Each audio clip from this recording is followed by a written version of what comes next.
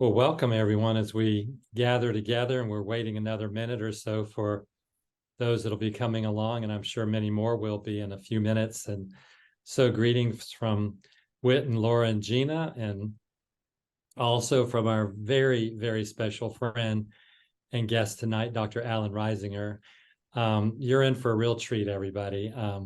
We have one of the real great leaders and mentors in all of medicine with us tonight, and to share with us some of the things that are going on with him and in regards to our medical colleagues who are just as excited about looking at the whole person as we are. And so it's just a joy to be with you tonight, Alan. We're so grateful.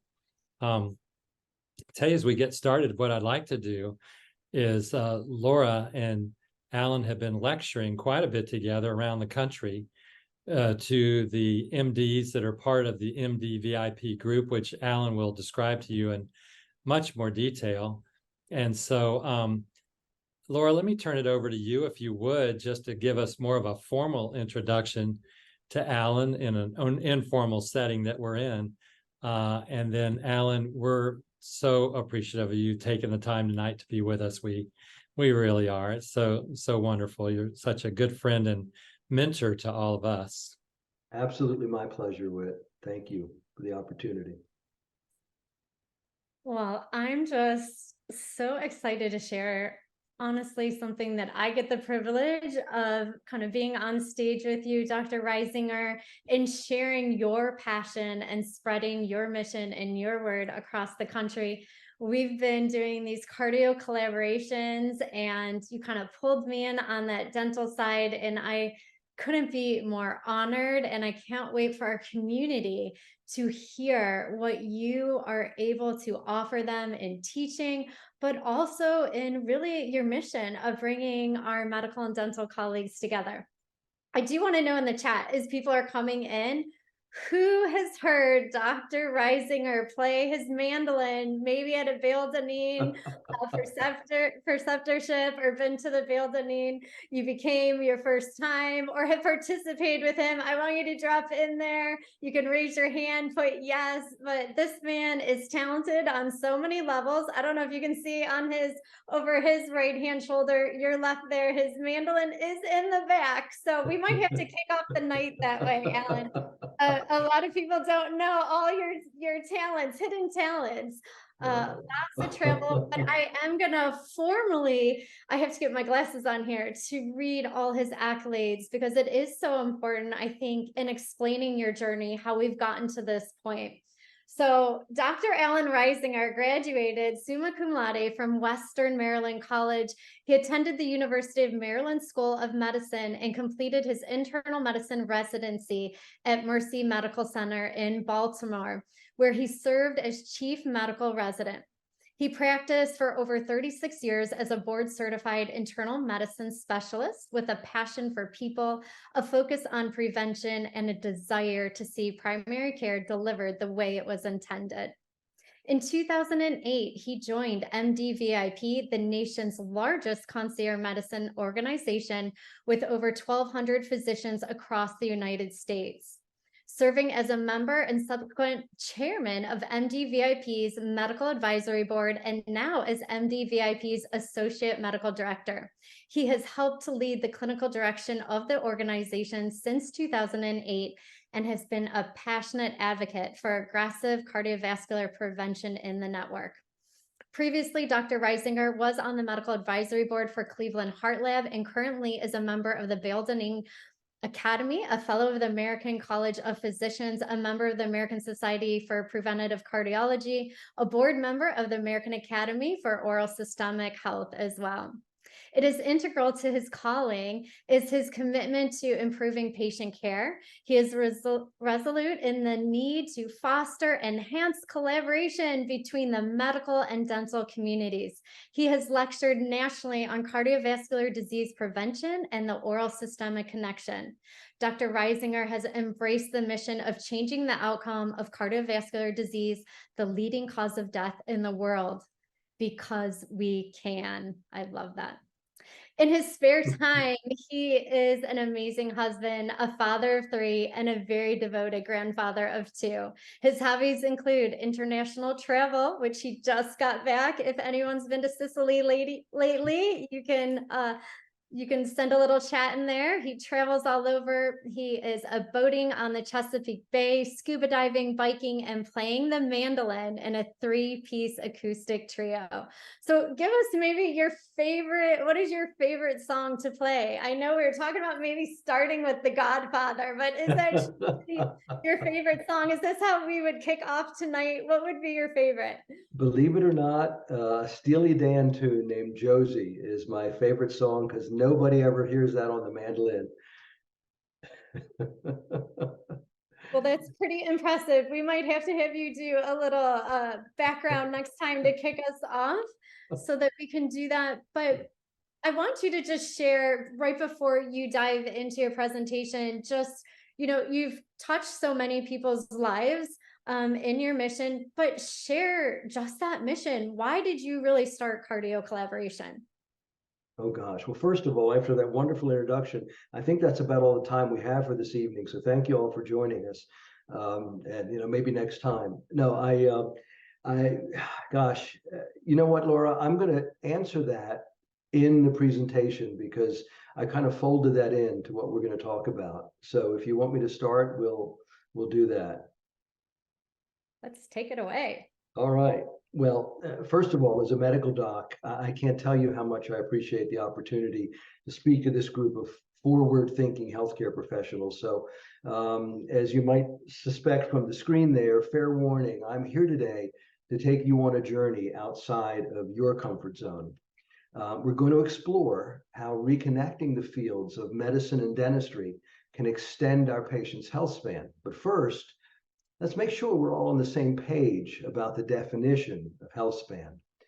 Dr. Peter Attia, who I'm sure many of you have read, in his recent book, Outlive, talks about medicine 2.0, the paradigm we've all been taught, waiting for illness or signs of illness before deploying tactics to manage that illness.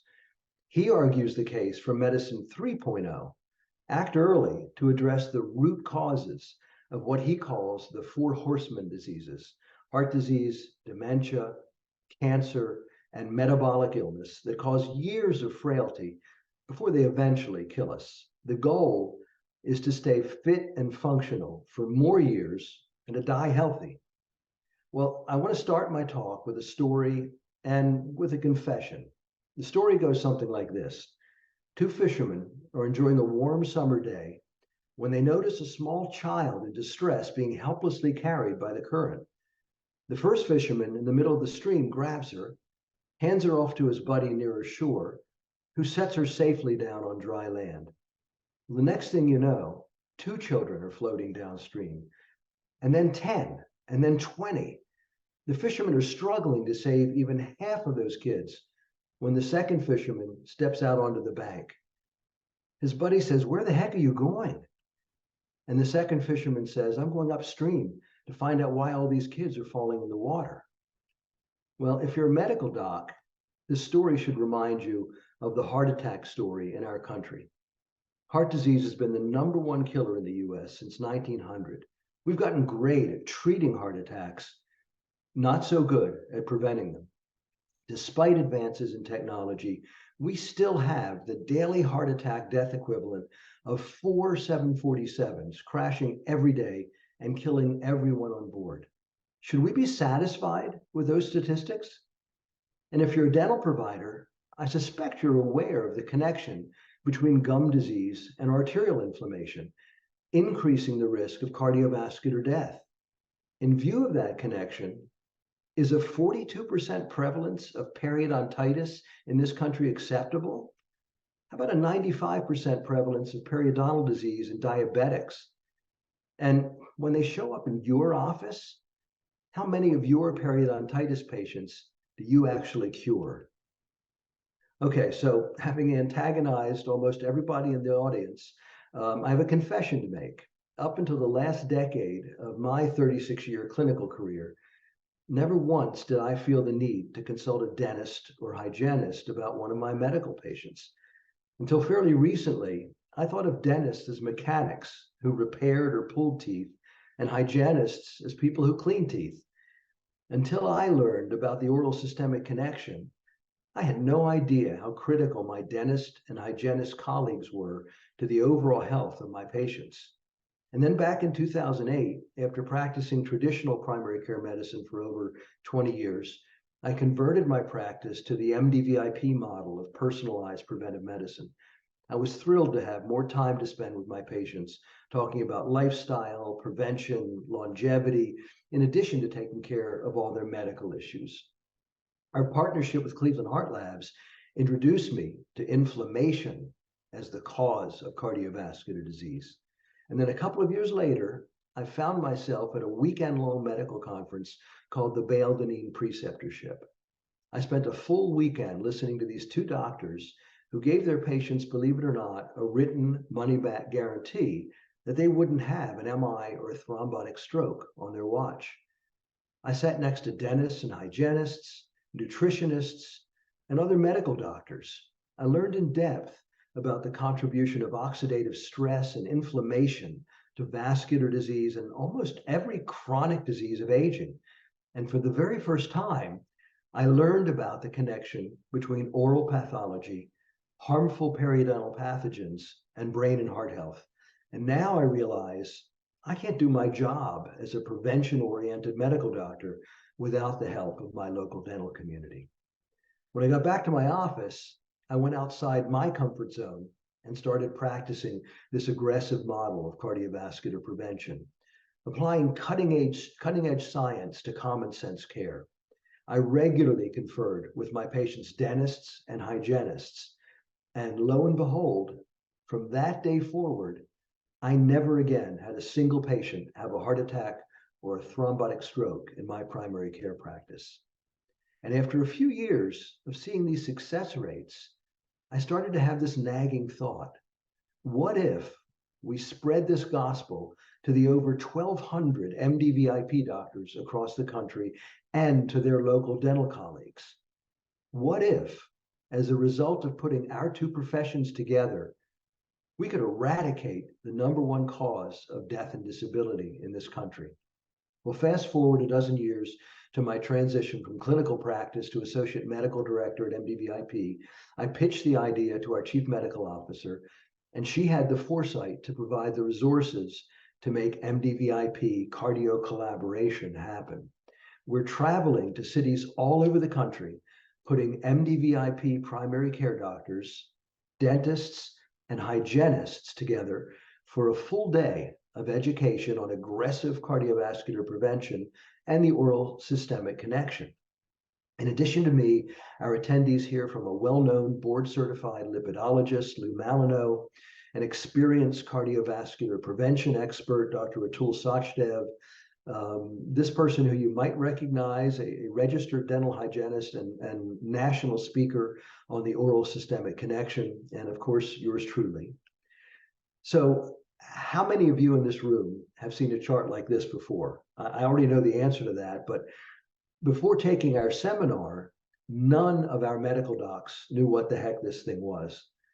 Our goal is to introduce our primary care doctors to the perio chart and convince them that when their patients present with unexplained systemic inflammation, they should look to their dental colleagues for help diagnosing the signs and symptoms of dental infections that represent a potential risk for heart attack or stroke. We're emphasizing to our dental colleagues that systemic inflammation coming from the mouth can lead to strokes, heart attacks, and a number of other macro and microvascular diseases. And that we should never reassure our patients that it's just a little bit of bleeding. So what are we teaching in these day-long seminars? Well, our recommendations are based in part on the Bale-Deneen method, a protocol based on scientific studies and evidence that focuses on the N of 1. The first goal is to educate patients and providers alike on how vascular disease actually happens and on how to identify folks who may be at increased risk. Bale and Deneen talk about a whole host of ostensibly non-cardiac findings and conditions that are actually linked to cardiovascular disease, which they call red flags. The list is extensive. These are just a few. But as you look at them, I would ask our dental colleagues to think about which of these items on the history or exam could be picked up in the dental chair to identify patients at risk. An easy one is Frank's sign. Here's a picture of somebody you might recognize, Steven Spielberg, who has the diagonal earlobe crease described by Dr. Sanders T. Frank back in the 70s. Well, believe it or not, folks with this earlobe crease have been shown to have a cardiovascular risk odds ratio of about 1.45. You might want to check the ears of somebody in your house to see if they've got a 45% higher risk of a cardiovascular event. And how about xanthomas? How often have you noticed these little bumps around your patient's eyes in the dental chair? Xanthoma is a skin condition in which certain fats build up under the surface of the skin. These raised, waxy appearing, frequently yellowish skin lesions may be associated with an underlying lipid abnormality or even diabetes, both of which are, of course, associated with increased cardiovascular risk.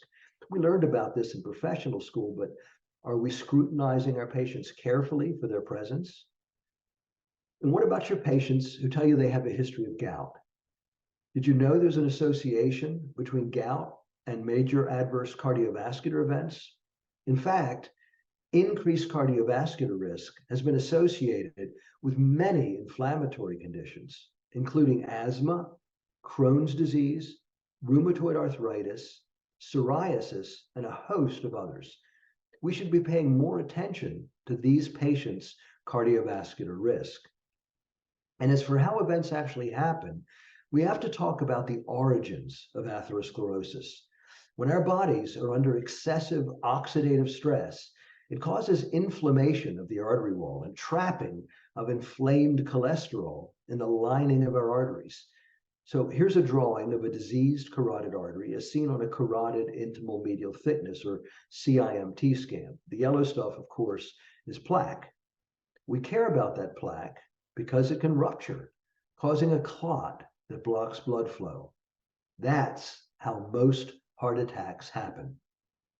Here's an autopsy specimen from a section of a coronary artery from a patient who died from an MI. You can see where there was an area of plaque that ruptured into the lumen, and that resulting thrombus totally occluded the lumen. You can also see that the thrombus exerted so much intraluminal pressure, it actually forced its way into the area of artery wall previously occupied by plaque. So knowing that coronary atherosclerosis is an essential ingredient for a heart attack, it's incumbent upon us to search for it in order to most accurately assess our patient's risk. But the data shows that most plaque is silent and potentially deadly, just like this cat in the gutter seen in a park in Europe. That cat represents a real danger to those pigeons, and they have no idea what's in for them. They think everything's okay because the cat's not visible. Well, Doctors Bale and Deneen like to colorfully characterize plaque as a cat in the gutter waiting to jump out and attack our patients. They propose changing from the current binary categorization of primary and secondary prevention to a ternary approach, in which primary prevention means your patient has not only not had an event, but has no evidence of subclinical atherosclerosis, and you've looked. Secondary prevention, in which asymptomatic plaque's been identified, and tertiary prevention, in which the cat has gotten out of the gutter, the patient's already had their heart attack or stroke or bypass procedure. The old standard of care approach lumps in people with completely normal arteries, along with people who have developed arterial plaque, the raw material for a cardiovascular event. In the model we'll discuss today, we'll instead lump people with a ticking time bomb in their artery walls in with people who've already had that bomb go off. So the next step is to look for subclinical disease, or those cats in the gutter, with all the tools in our toolkit. We can easily identify atherosclerosis with traditional radiology, including dental x-rays, with coronary calcium score CT scans, and with a simple ultrasound test called a carotid intimal medial thickness study, or CIMT. So here's a dental x-ray showing a number of missing teeth. If you're a student of the oral systemic connection, you would already suspect this patient of being at increased cardiovascular risk based solely on poor dentition. But let's pan out and look at this incidental finding of calcified plaque in the left common carotid artery. In our ternary model, this patient would automatically be classified as secondary prevention and would warrant more aggressive management. Backing this up was a study in the dental literature from back in 2002 indicating that carotid calcifications on panoramics were powerful markers for subsequent vascular events, and that dentists should refer these folks to their medical providers for evaluation and aggressive management of vascular risk factors. Other helpful tools include coronary calcium scores, simple unenhanced CT scans of the heart to document asymptomatic cats in the gutter and stratify cardiovascular risk, as well as CIMT, carotid intima media thickness scans. As far back as 2000, the American Heart Association determined it to be a valid and reliable test to assess subclinical atherosclerosis. It's a simple ultrasound test of the carotid arteries, can be done in an office setting in a matter of 15 minutes. The area highlighted in yellow indicates where the intima and media layers are in the artery. And CIMT can identify thickening in these layers, which indicates inflammation in the artery wall, which can then lead to atherosclerosis. And CIMT can also pick up asymptomatic plaque, or those cats in the gutter, which could ultimately rupture and lead to an acute event. And in terms of following patients serially to assess response to therapy, CIMT can document the elimination of that lipid-rich core, converting potentially unstable, soft, or heterogeneous plaque to echogenic, calcified, stable plaque with appropriate preventive efforts. We should also note that carotid intimal medial thickening and carotid artery plaque are widely accepted as indicators of systemic atherosclerosis and used as surrogate markers in numerous medical studies. When we find abnormalities in the carotid arteries, we're identifying patients at risk for problems anywhere along their 60,000 miles of vasculature. So here's a 2001 study of CIMT. It's called Cafe's Cave. It would be considered unethical today. It looked at over 10,000 healthy subjects age 35 to 65 without traditional vascular risk factors like diabetes, hypertension, or hyperlipidemia. The patients all had this simple sonogram of their carotid and femoral arteries, but the catch, and the part that would be considered unethical today, was that neither the patient nor their physicians had access to the results. So no treatment was allowed based on the sonogram findings. They were followed over the next 10 years to assess the relationship of their arterial status on ultrasound to major adverse cardiovascular events and cardiovascular death. As you can see, the majority of these study subjects, as you would expect, had normal carotid artery walls. They didn't have risk factors, at least not the traditional ones. A smaller number, less than 10%, had just some thickening of the arterial wall. A smaller number still had plaque evident, and only 470 of those original 10,000 without traditional risk factors actually had plaque that was large enough to cause some disruption in blood flow.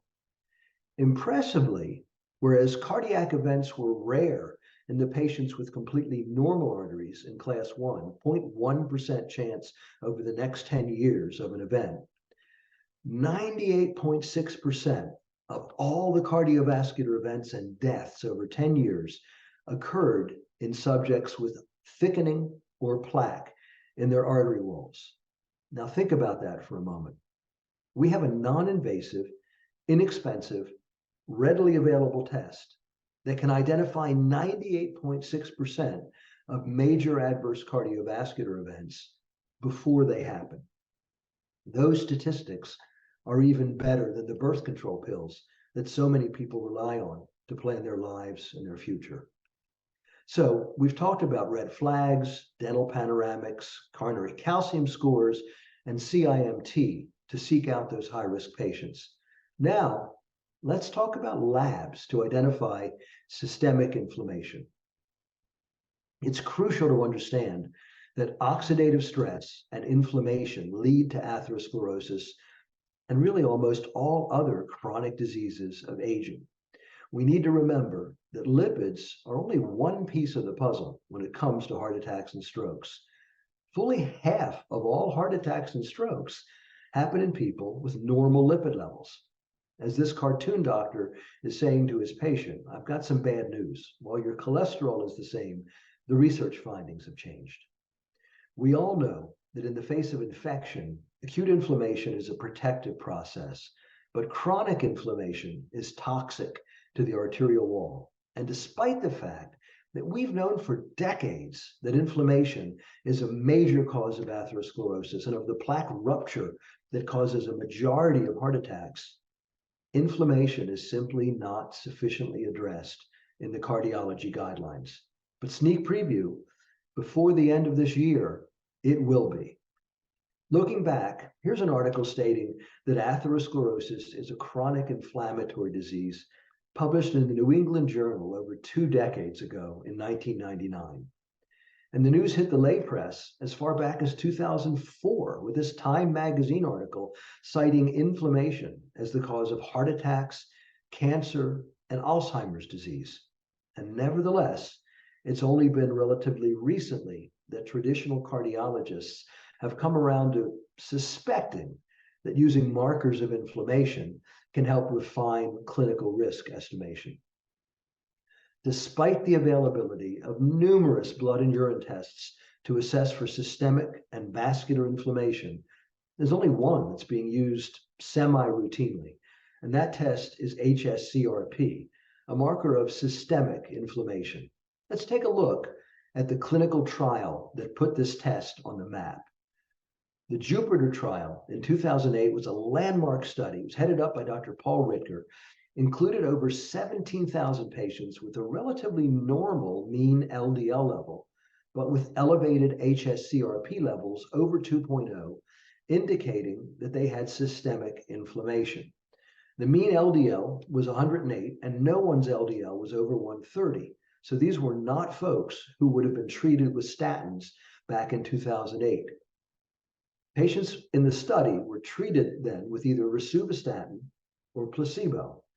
And I want to take a minute to dissect the results for you, as this famous trial expanded the use of statins from lipid lowering to anti-inflammatory / cardiovascular prevention drugs. In the placebo arm, as expected, there was no reduction in either LDL or CRP, and their rate of major adverse cardiovascular events was used as the baseline. In the rosuvastatin arm, folks who didn't respond to the medicine, whose LDL stayed above 70 and CRP stayed above 2.0, as you'd expect, had the same number of events as the placebo group. If rosuvastatin therapy dropped LDL but not CRP, there was a 38% reduction in events. If the CRP goal was met and their inflammation was dropped but not the LDL goal, it was an even more impressive 46% drop in events. And for the patients in whom rosuvastatin lowered both their lipids and their inflammation to goal, there was a 62% drop in events. In fact, the benefit was so impressive that this 5-year study was stopped at 1.9 years. I think this chart summarizes the results pretty well.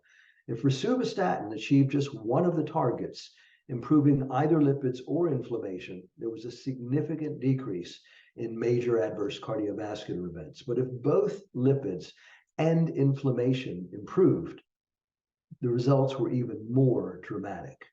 This is the study that brought hsCRP to the attention of the medical community. But guess what?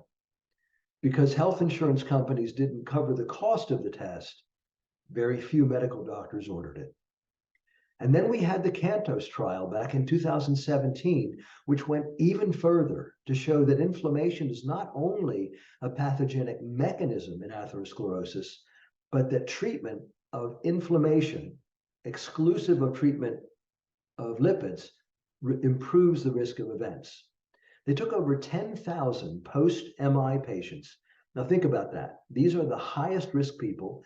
They're already on all of the cardiovascular prevention stuff, a statin, an ACE inhibitor, a baby aspirin, et cetera.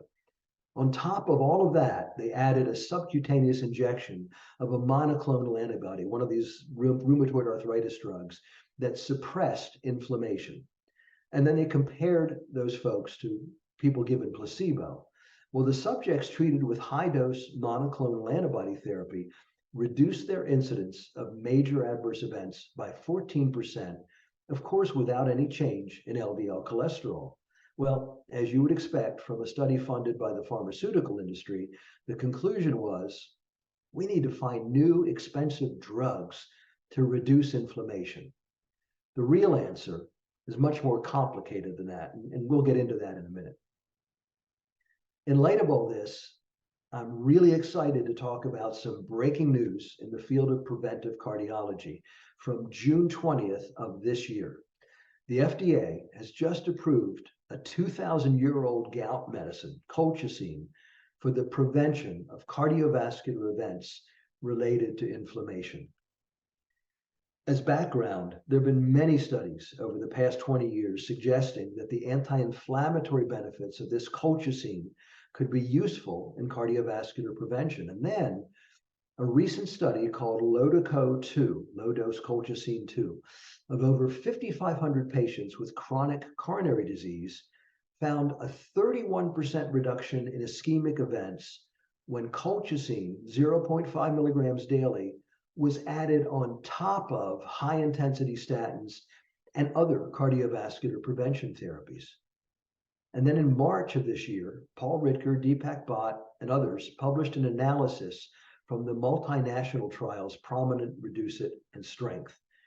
They looked at patients with or at high risk of atherosclerosis who were already receiving statins.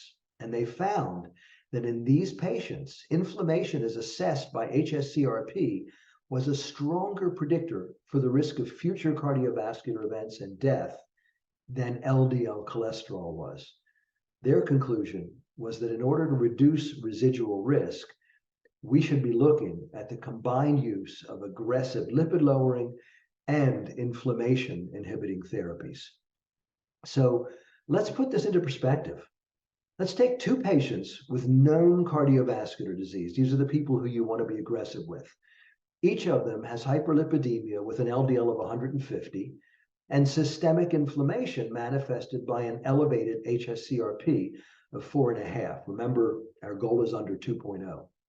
You put them both on a high-intensity statin. The patient on the left, with what's now called residual cholesterol risk, has an inadequate lipid response. Their LDL only goes down to 110, but their CRP comes down nicely. That person needs additional lipid lowering efforts. And there's medicines like ezetimibe and the PCSK9 inhibitors that can accomplish that. But the person on the left got their LDL to goal on the statin, and the standard of care would have them stop right there. See you in 6 months, everything is fine.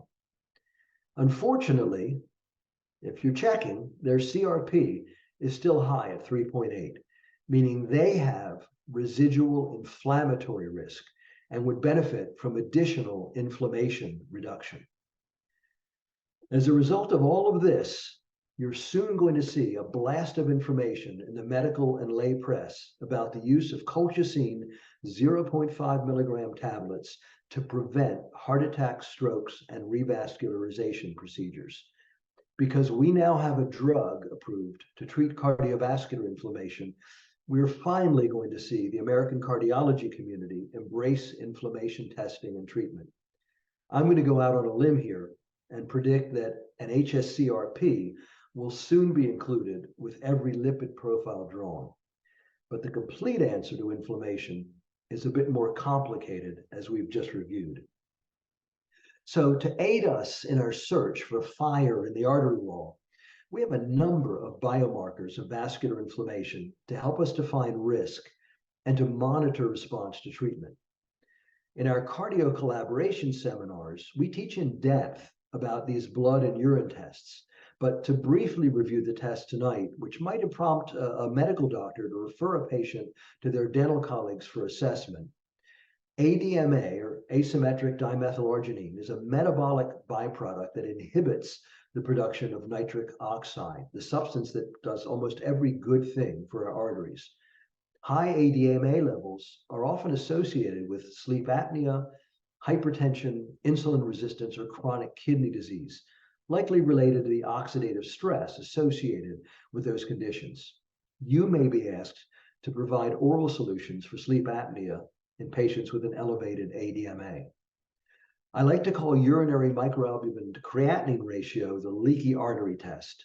This is most often elevated in people with diabetes and hypertension, and it's associated with a tripling of cardiovascular disease risk, as well as increased risk for chronic kidney disease.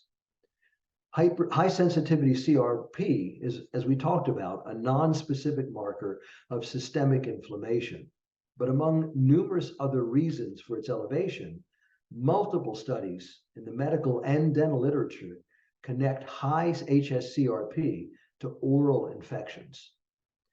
MPO, or myeloperoxidase, is an enzyme in white blood cells that fights infection, but in high levels actively damages the arterial lining. At MDVIP, we draw an MPO every year on every patient to assess their arterial health. Among many other possible causes, elevations in MPO can be seen with periapical dental abscesses, so a 3D cone beam CT scan may be indicated. And then last, LPPLA2, or lipoprotein phospholipase A2, is a substance that is elevated when there is an necrotic, unstable core of a plaque in an artery wall. And this has been linked with periodontitis, so salivary diagnostic testing is key in these patients.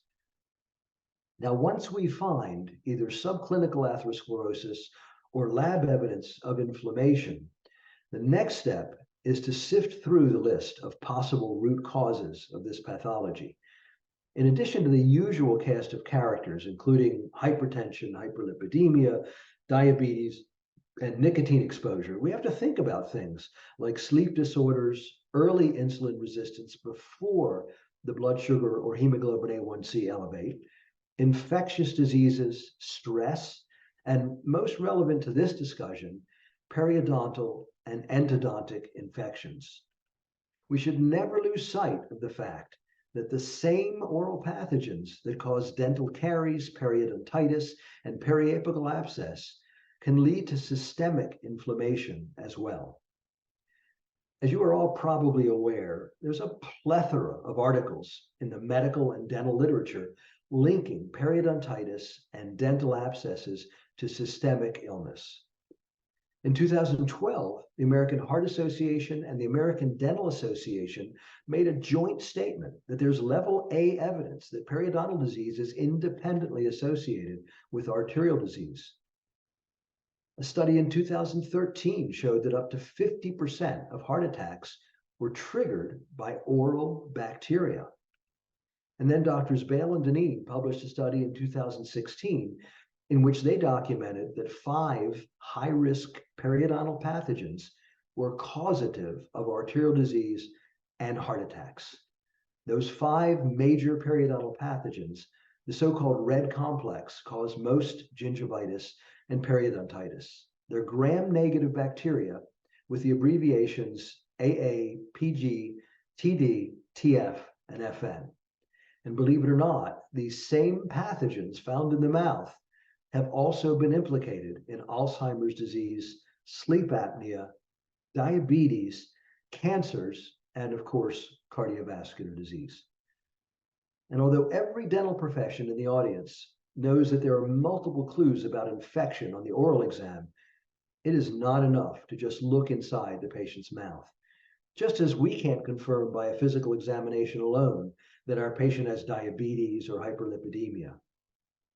I just wanted to emphasize that for any of you not currently doing salivary pathogen testing, you should know that there are several companies which offer a simple saliva collection kit to assess for these dangerous pathogens and improve your ability to identify the mouth as a source of systemic inflammation. And note that mechanical cleanup alone may not eradicate the pathogens. There are specific protocols involving topical and systemic treatment modalities, depending on which pathogens are present. And I know that Laura and Whit and Gina are very passionate about teaching about these protocols in their IDMSS events and their OASIS event, which I'm sure you'll hear about later in the evening. The 25-year-old with gingivitis who doesn't have their periodontal pathogens identified and eradicated will be the 40-year-old with periodontitis.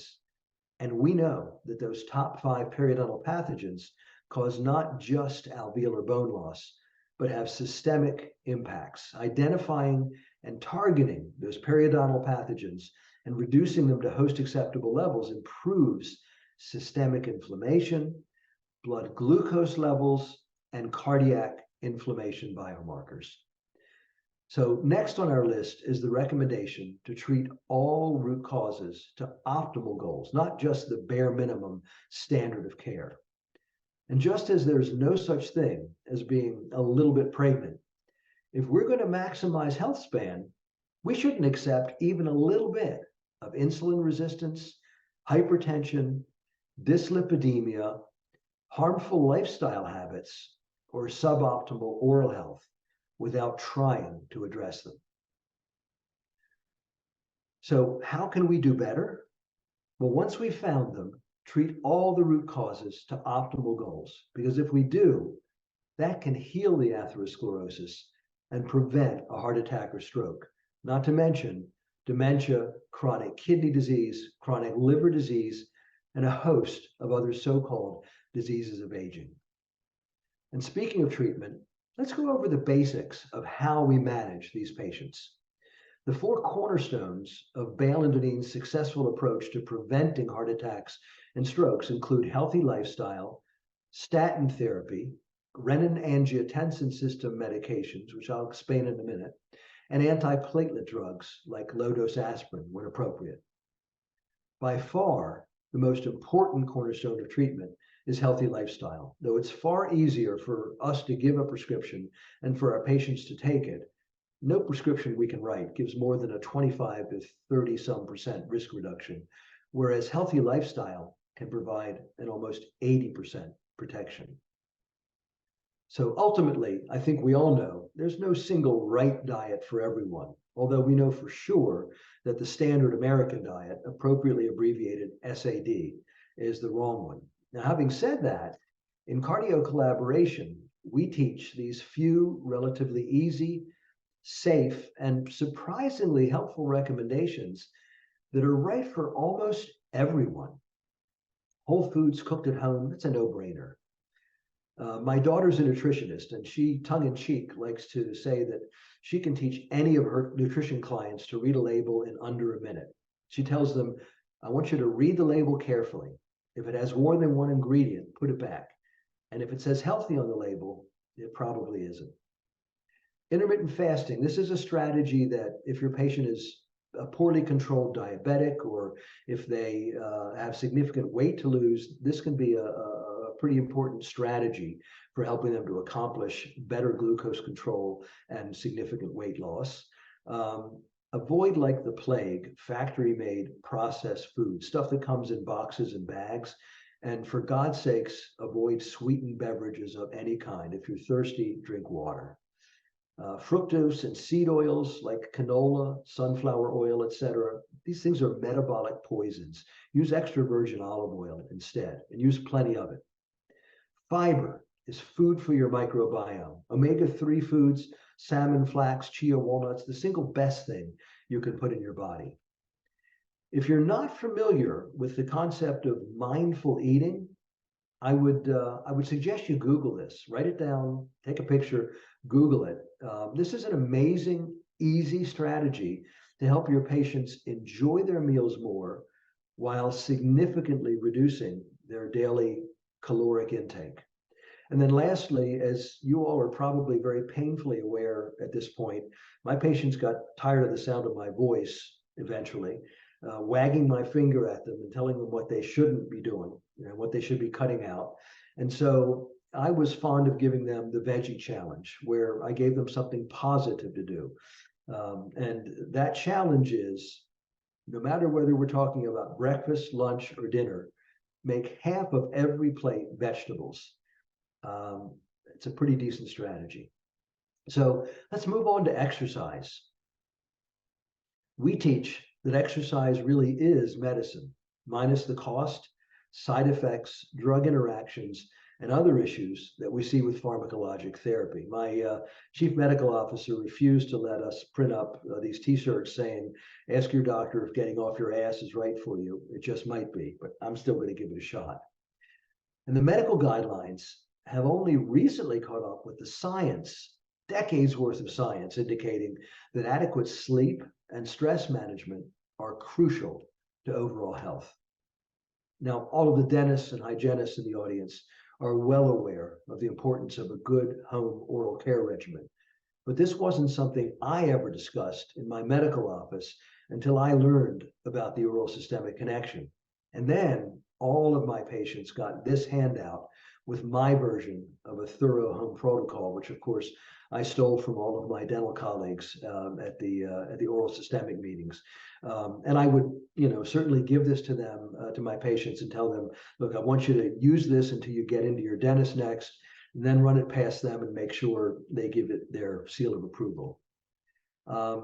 In some ways, our health coaching can be compared to the strategy that financial planners use when investing our money. Because these big diseases that take quality and time from us start so many years before the first symptoms become evident. Start investing your time and effort as early as possible in a health portfolio of tactics that will compound over many years to delay that disease for as long as possible. This is a huge part of the strategy to improve health span. And as for medications to prevent or treat atherosclerosis, there are three main categories. Statins, certainly helpful for reducing the lipids that can accumulate in the artery wall, but their biggest value likely lies in their pleiotropic, antioxidant, anti-inflammatory, and anticoagulant properties. And then we've known for decades that the renin-angiotensin system medications like ramipril and valsartan, ACE inhibitors and ARBs, have got pleiotropic benefits, not only reducing blood pressure, which is what they're mostly used for, but also benefiting arterial health by reducing endothelial dysfunction, inflammation, oxidative stress, and preventing restenosis. They benefit heart health by improving left ventricular function and reducing the fibrosis and remodeling that occurs pathologically after a heart attack. They even improve kidney function, help prevent progression to chronic kidney disease, and help prevent new onset diabetes. You can bet that absent any contraindications, every single one of my patients who may have only had hypertension as a risk factor went on one of these medications as their first line. And then for anyone with a documented cat in the gutter or plaque in their artery wall, we should consider low-dose aspirin therapy to prevent that thrombus that can block blood flow if a plaque ruptures. So how can we do better? Don't wait until somebody fails a stress test, has a heart attack, stroke, or needs coronary artery bypass to find and fix inflammation and atherosclerosis. Understand, this disease is silent until it isn't. How can we do better?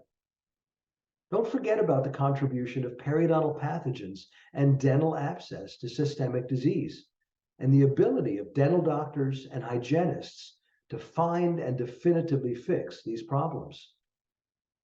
How can we do better? In our cardio collaboration courses, we talk about searching for all the root causes of the oxidative stress that causes atherosclerosis.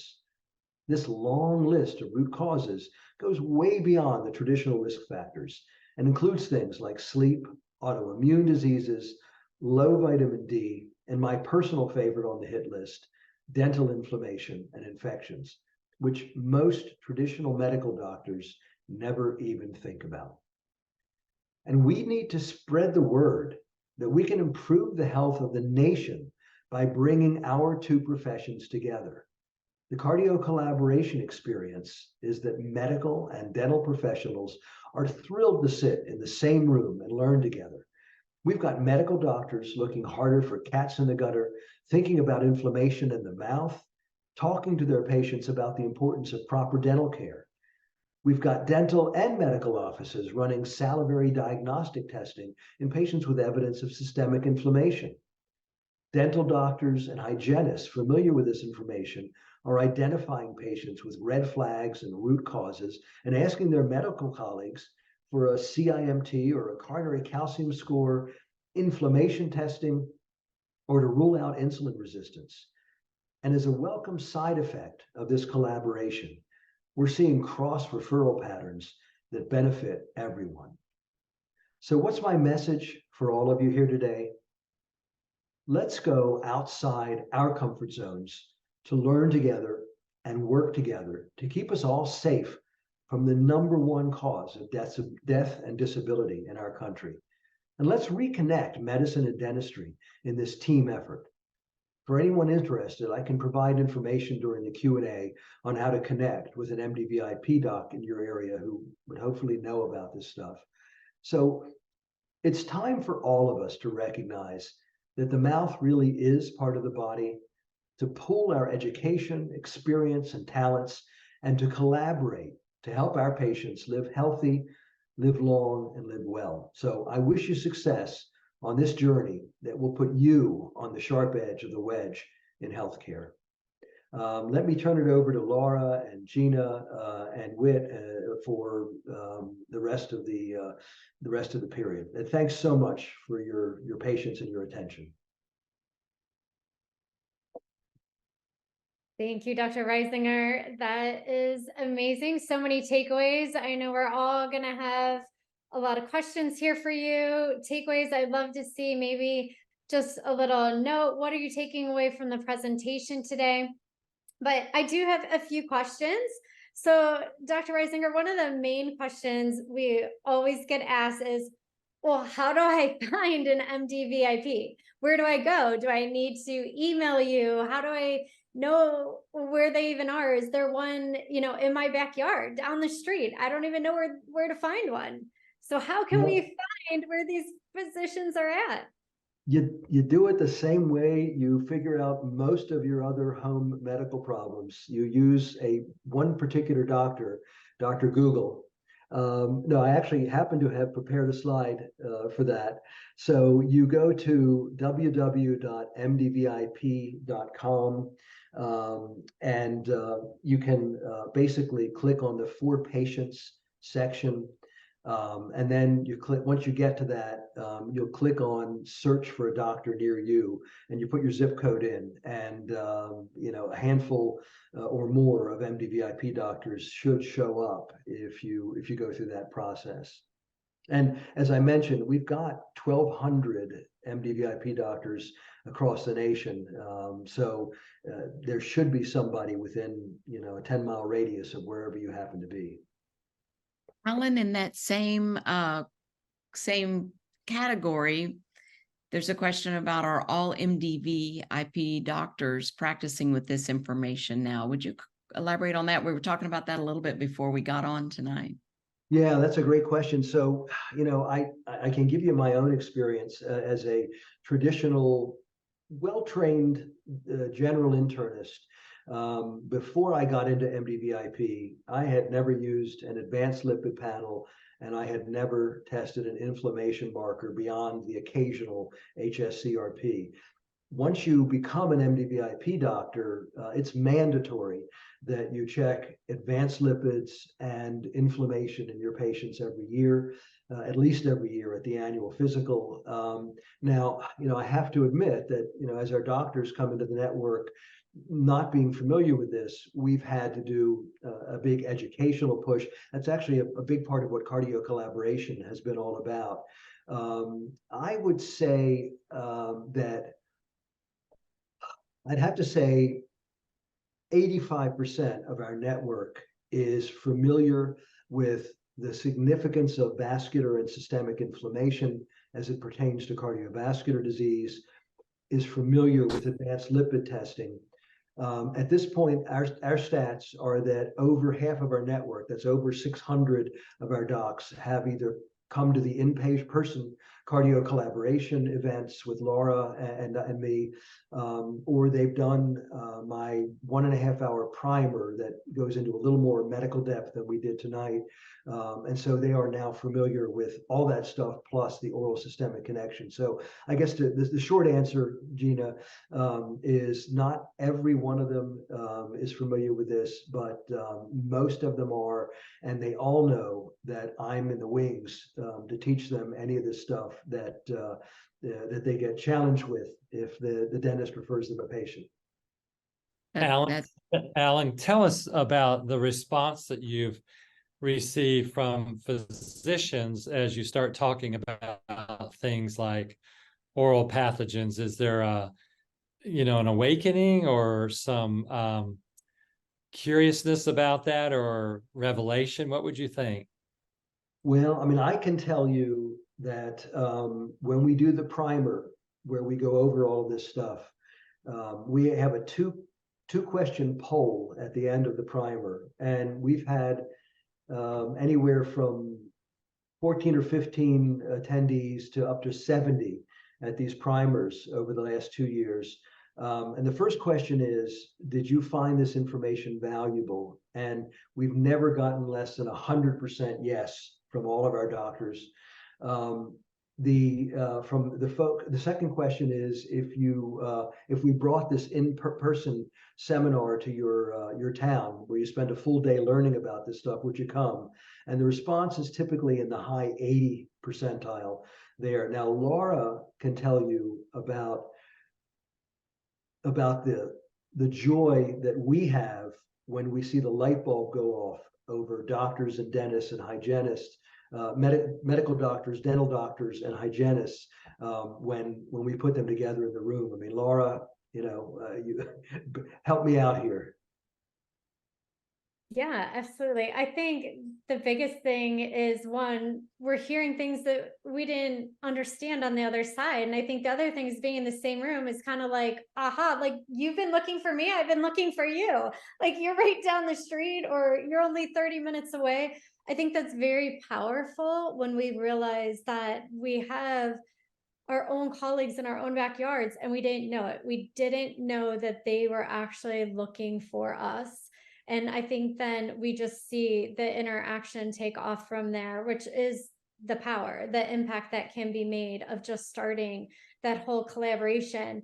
I see here a hygienist asking how to get my busy cardiologist to meet with me. And I'm going to let both Dr. Pritchard and Dr. Reisinger answer that. I think there's a lot of ways. We're going to have our team is on here. Our Tooth Legit to Quit team is going to kind of jump in here. If we can highlight Kim, Michelle, Holly, Tasia, and Megan. If any of you would like to jump in too, just, some of the things that you took away from MDVIP.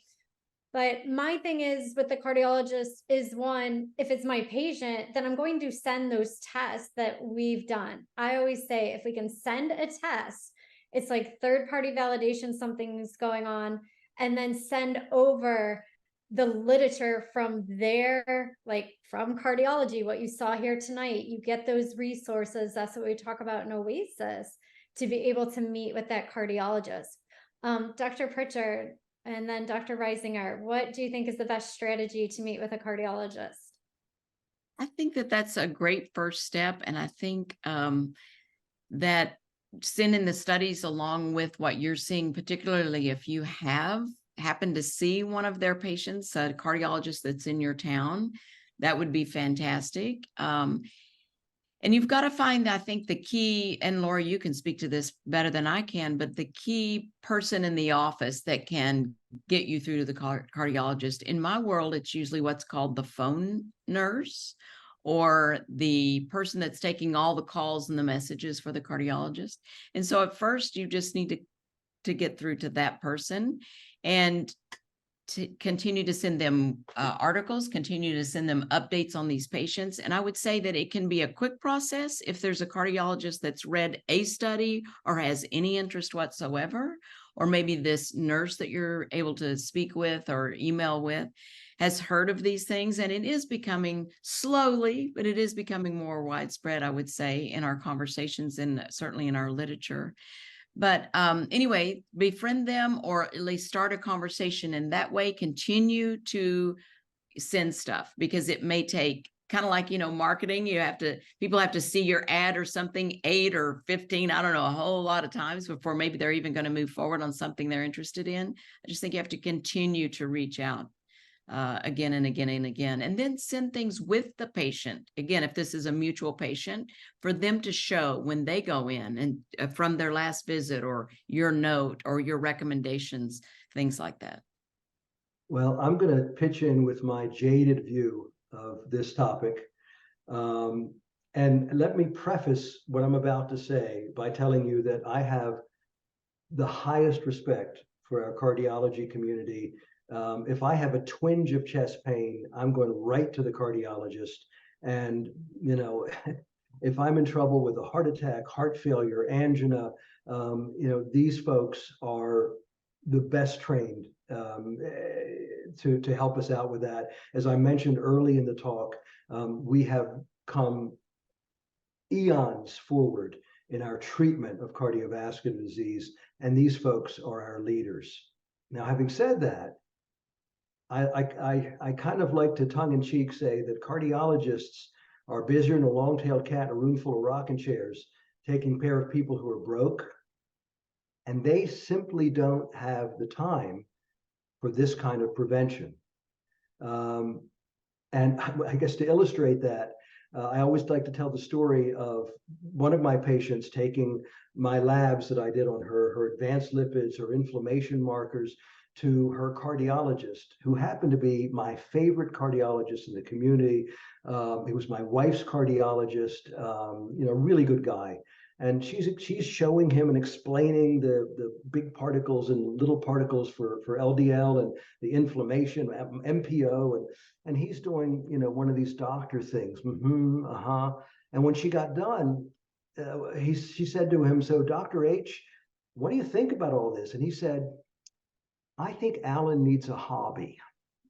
So I think that's going to be the response that you'll mostly get from the cardiology community. And I'm embarrassed to say that you'll likely get something similar from most traditional primary care docs, who unfortunately have not had the opportunity, most of them, to garner knowledge about this information. And then secondly, just simply don't have the time in a 10 or 15-minute office visit to deal with more than prescription refills and let's fix your hypertension, diabetes, hyperlipidemia the best we can and take care of that runny nose you've got.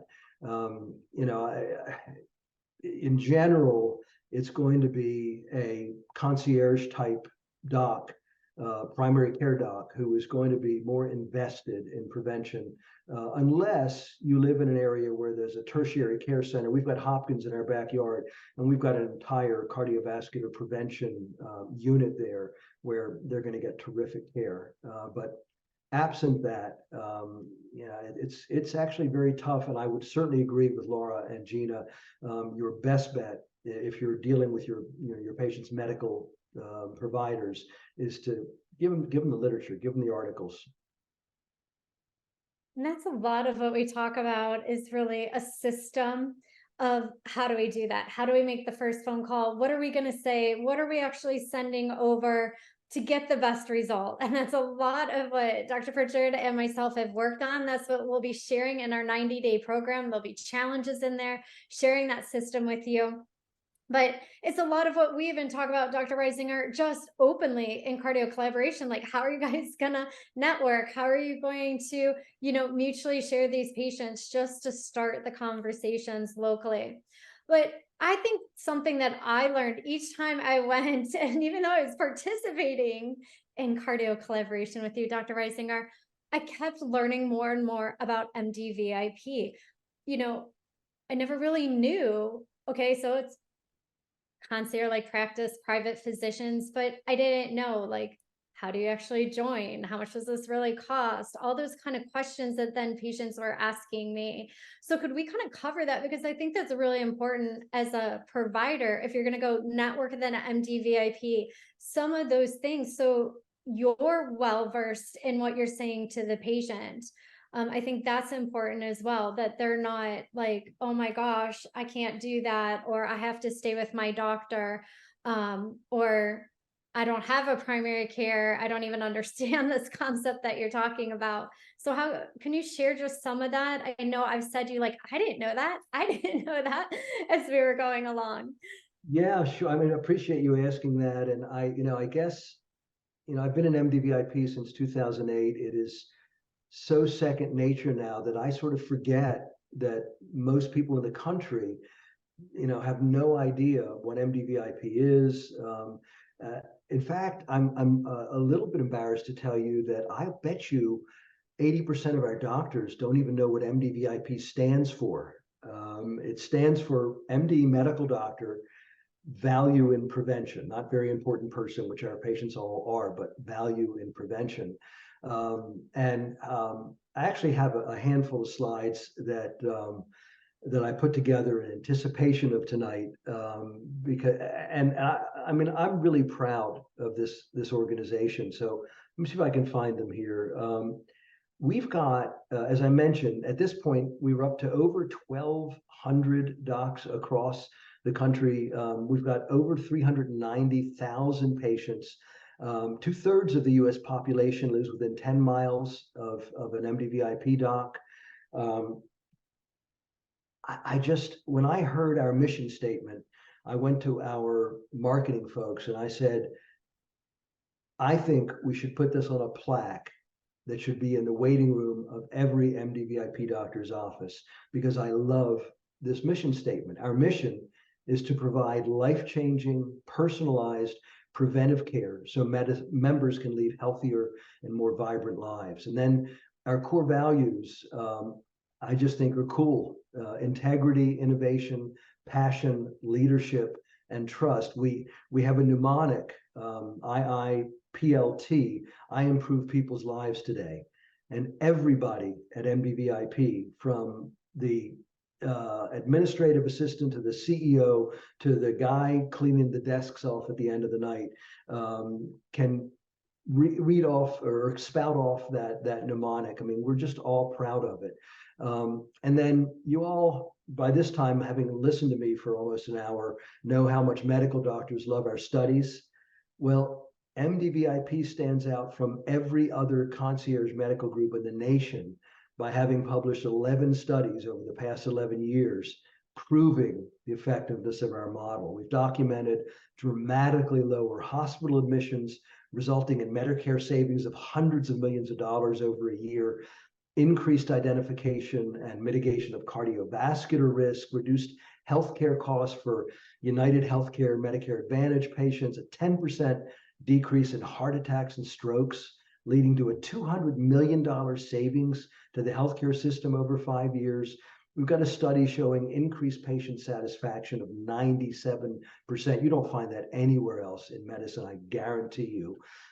We've documented a 70% reduction in cardiovascular risk in our diabetics and pre-diabetics by finding and fixing inflammation, which you all are an important part of. We've documented a 12% drop in heart attacks and strokes in our Medicare patients, reduced mortality in patients whose MDVIP docs lowered their myeloperoxidase levels. The bottom line is that we've got happier patients in MDVIP. Our outcomes are proven. Our patients renew their membership at a rate of about 91%. And we've saved Medicare $600 million in 1 year of this kind of care. Now, what is this kind of care? It's a membership medical organization. The patient pays about $2,000 a year, depending on where you are in the country.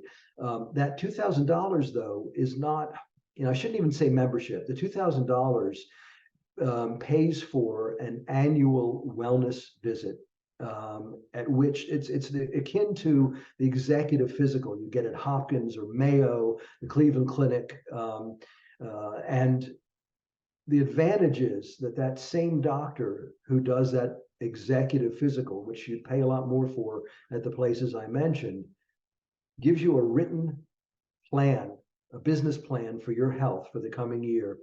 And that same doctor is the one who's responsible for working with you to make sure that that plan goes through.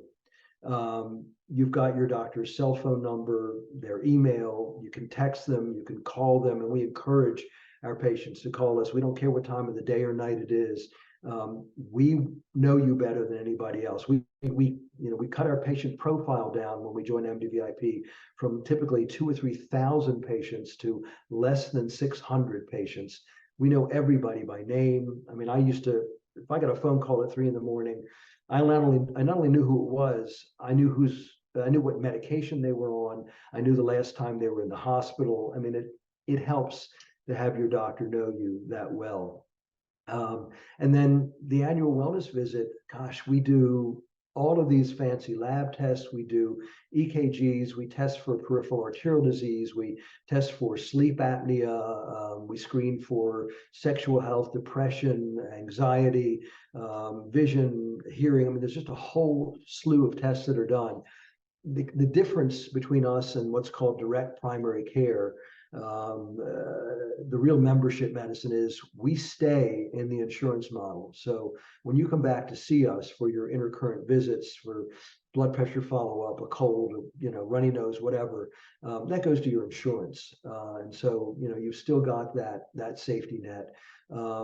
Gosh, what else do we do? We, generally, if you need a specialty visit, we're going to get on the phone and call the office of the specialist and grease the wheels for you. If you need a CAT scan or an MRI, we're going to help arrange that for you. So I guess that's where the concierge part of our concierge medicine comes in. But we really would prefer to call ourselves personalized preventive healthcare. That's a long answer to a short question. No, I think it's so important, because that's always, when we're talking about a patient to go see a physician, they're going to ask, will they take my insurance? We get to say yes. They're going to ask, well, like, how much is it going to be? And to be able to understand that in a year model and what they get. I mean, I just want to speak, absolutely love our Vail Dunning community, love all our concierge medicine, love what Life Force is trying to do. I mean, you're seeing these pop up, but let's be honest, they're in double digits and then some, and so to be able to have this type of service, have a primary care, have somebody there, and like you said, knows you at this fee, I just think we can't share it enough, and have people understand that. So I hope if you have questions or you're not clear on how that works, please, drop that in there. I want to make sure everyone does understand, and that how we can best serve our community. We're really here for you to help match up and work through that. The other thing, Dr. Reisinger, that I love that you do, especially when we get the dentist or hygienist that comes and they match up, you graciously offer your email to help that physician in MDVIP walk through those steps. Can you just talk a little bit to that? Because I want my dental colleagues to understand that they're not just going to go in there blindly, like you're there to help them to being part of the process. Well, yeah, thanks, Laura. I mean, I guess I would say that at this point, I've made myself obnoxious enough in the network with all of this cardio collaboration stuff that every single MDVIP doctor across the country knows who I am. We also have this incredibly brilliant doc who is our director of education and clinical excellence, Dr. Lou Malino, and all the docs know about him. He puts out an MDVIP Academy piece every month that talks about some, esoteric prevention modality. So all of our doctors have got this safety net of education, and they know that if they get a question that they can't answer, it's as easy as typing an email, picking up the phone, and either Lou or I will be there to help guide them through. And I mean, it's been a lot of fun. I mean, you know, Laura, you've coached many doctors, hygienists, dental doctors through salivary diagnostic testing and treatment. And it is just fun when I get an email or a phone call from one of our docs, and we go over this stuff, and they are always gracious, and the gratitude is amazing. And so, I mean, this has just been a lot of fun. And I did want to mention as well that question about, well, what's the response? How do people behave when we put them together in cardio collaboration? One of the responses that Laura knows better than anybody else is that we've got medical doctors who start doing salivary diagnostic testing and then call Laura to train them, to interpret them, and to at least understand what to expect from their dental colleagues when there's a positive result. I mean, that just doesn't happen. So kudos to you for explaining that during our events, and doing it well enough. You even get medical doctors to test for it.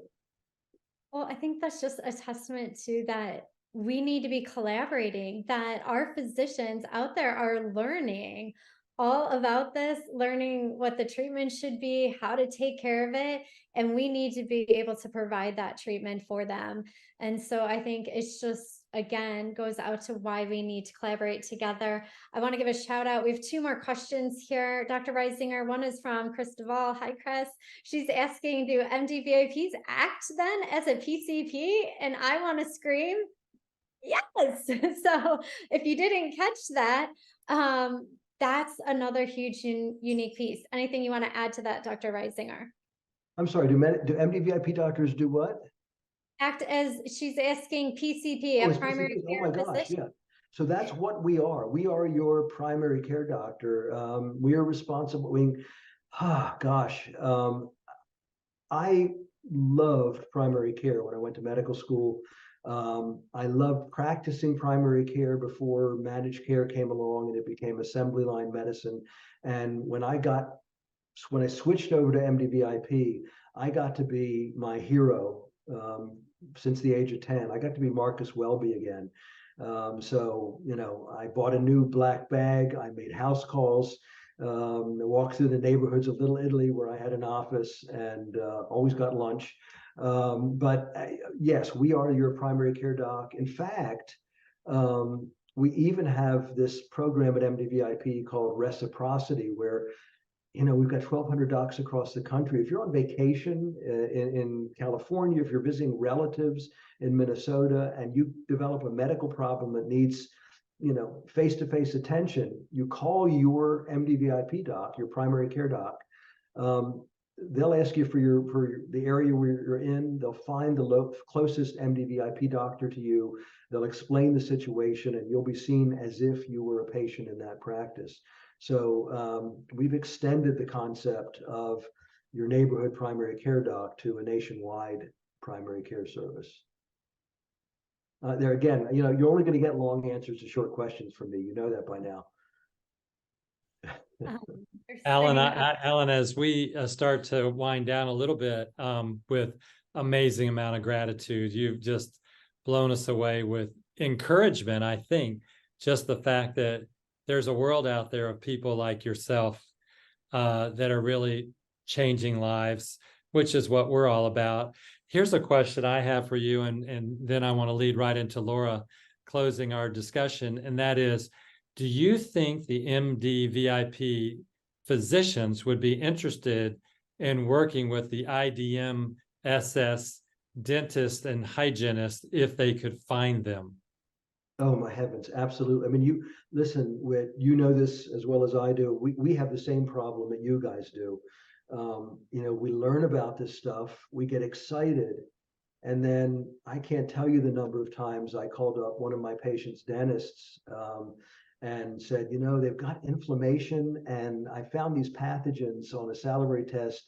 I wonder if you can help. And they would say, salivary testing, what is that? We don't do that. That's not in our guidelines. Yeah. Oh my gosh, we would be so grateful if there were many more of you across the country and we could connect. Well, I think that's our goal, is that we could create a network in every state, in every city, in every village, where we could have well-trained dentists, dental hygienists that know what to do with these periodontal issues and oral issues that are such a big part of what you're trying to accomplish. And so, Laura, would you kind of, as we only have about 10 more minutes left, share with everyone what we've been working on together to try to accomplish that? Yeah, so I think the biggest thing is that our workshop that we have coming up October 19th and 20th is just that. People say, where do I start? Well, this is where we start. We need to learn our part.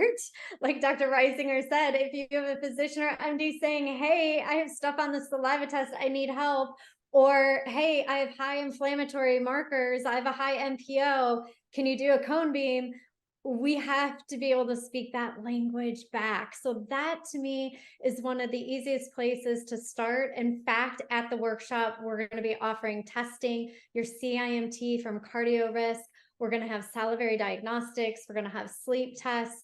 We're going to offer you the inflammatory panel. So there'll be a phlebotomist there. So I do invite you to join us in the workshop. And then from there, those are saying, hey, I want to do more. I'm meeting up with an MD VIP. We're going to help do that. And then we work with you step by step through a 90-day program every other week, meeting and walking you through some of those challenges and setting that process up in your office and with an MD VIP.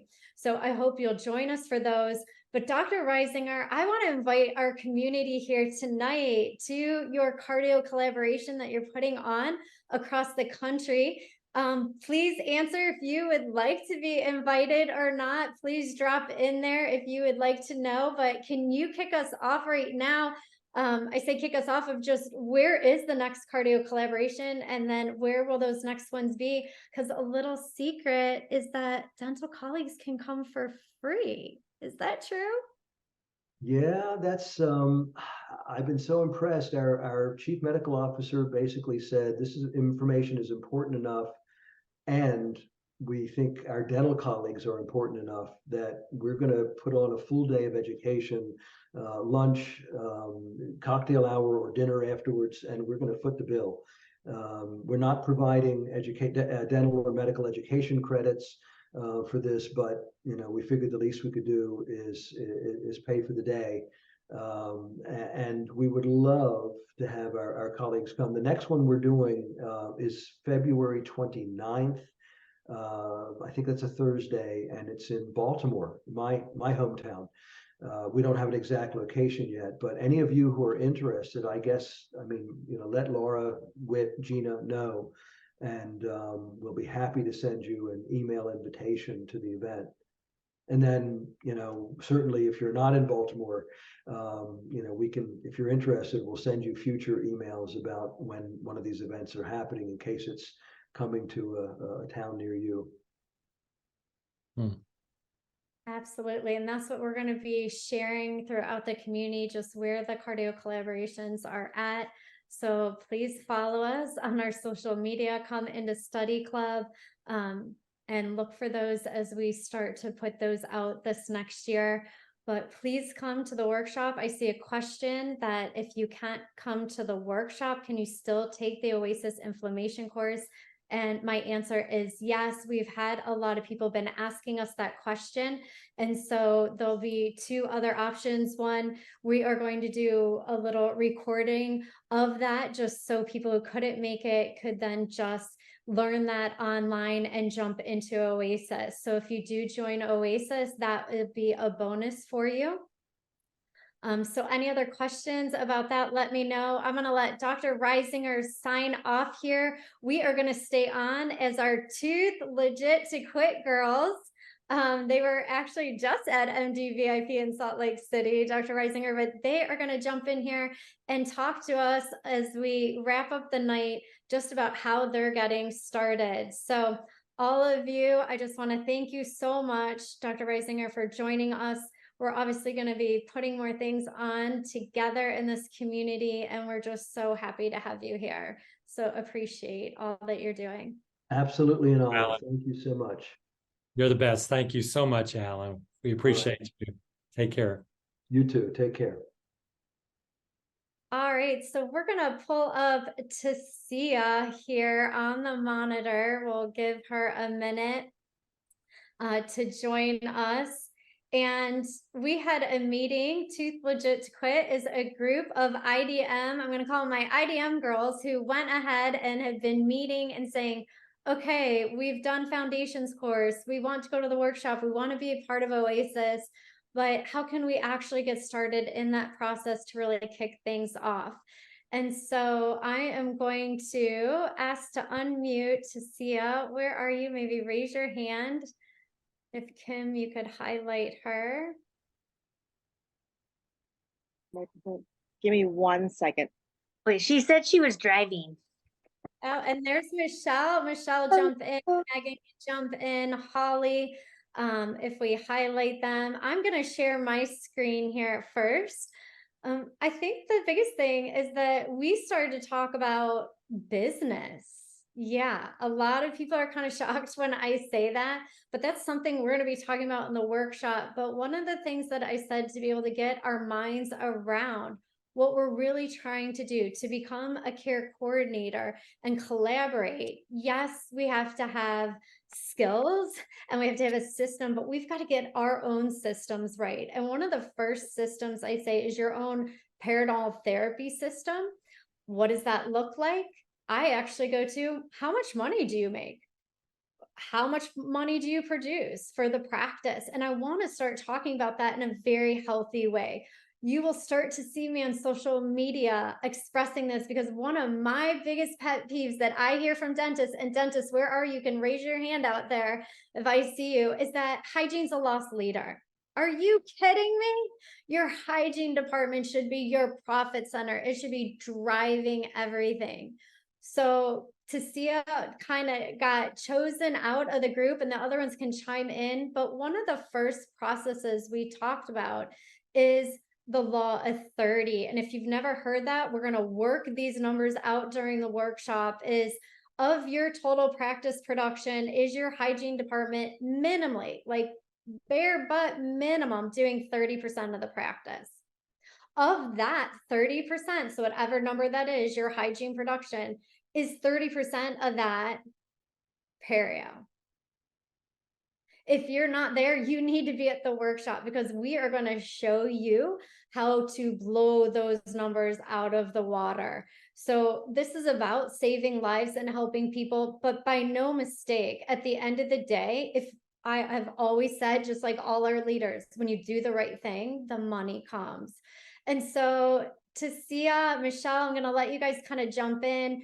We talked about using crucial conversation, of using only 3 lines. The 3 lines that we said that they had to use was problem, consequence, and solution every time that they introduce something, a picture, their presentation, and then they work their presentation. I'm in the middle of something. Hey, Hi, I'm here. Oh, tell me, you had a win. Can you share your win from using that type of communication? What happened to you the first day? The first day, I think I got like 16 quads of scaling and root planing, 2 salivary tests, and I think it was 2 or 3 crowns. And how did that make you feel? Fantastic. But I feel like our patients are really good too, so I can't just, they're pretty awesome. So they trust us. And I think that's a huge thing. And so, Holly, yes, lots of wins. I think the biggest thing is just having that system. So to see, I'm going to share your presentation sheet, because I actually want to just show those numbers, if you don't mind. Do I have your permission? Okay. Yeah, no problem. Okay, That's so fine. let's open that up here. I'm going to just briefly show, and this is kind of one of her rough drafts. And so we made a presentation sheet. And the reason why I want to show this is she's willing to be vulnerable. This is her first draft. These are things that we work on at the workshop and we work on at Oasis. And what you're about to see is her presentation sheet. So she was filling in her products, what she wants to present to the patient, and her different levels. And so this might look different for most practices, but what I want you to take away is it's a system.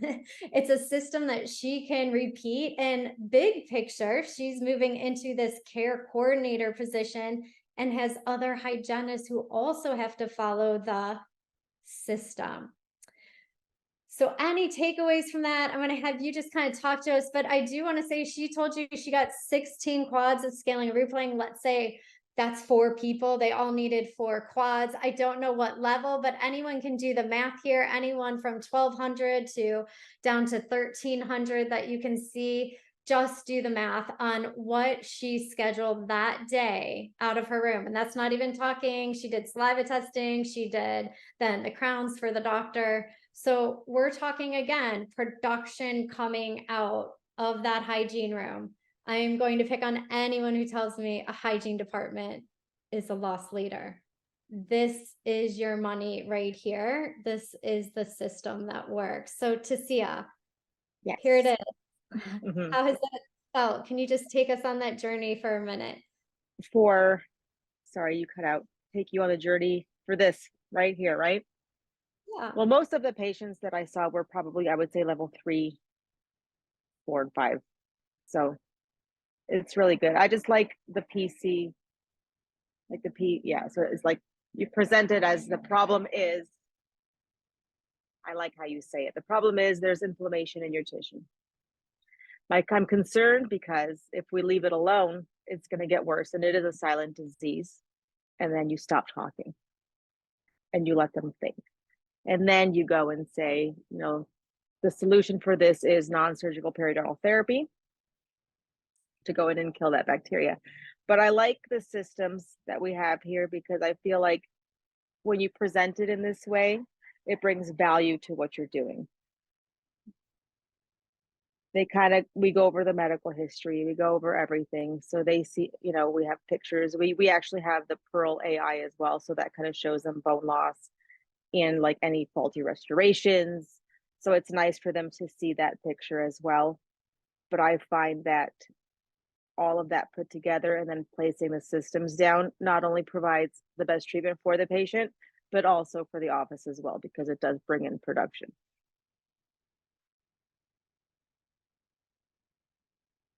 Awesome. That's what we wanted to hear. I just wanted to show everyone a little snapshot on what my overachievers are actually doing and taking this a little piece of what we work on as you work with us in IDM Scholar Society. When you come to the inflammation infection workshop, this is one of the first pieces that we really want you to master and get your systems and your processes down so you can start the implementation. I always say, if you don't have this first piece, all this talk about, well, I'm going to collaborate with an MD. Well, we need a saliva test. We need to know how to put people into therapy, and then we need to know how to treat them to post-test and get good results. So any questions for me? We're going to wrap up tonight. And I just want to say thank you to Sia. She is one of our IDM ambassadors. So if you do have questions, that's the other thing, is that we're going to have a community, not only that you can come to us, but that you can be learning from each other and holding each other accountable. And that's exactly what this team of hygienists through IDM is doing.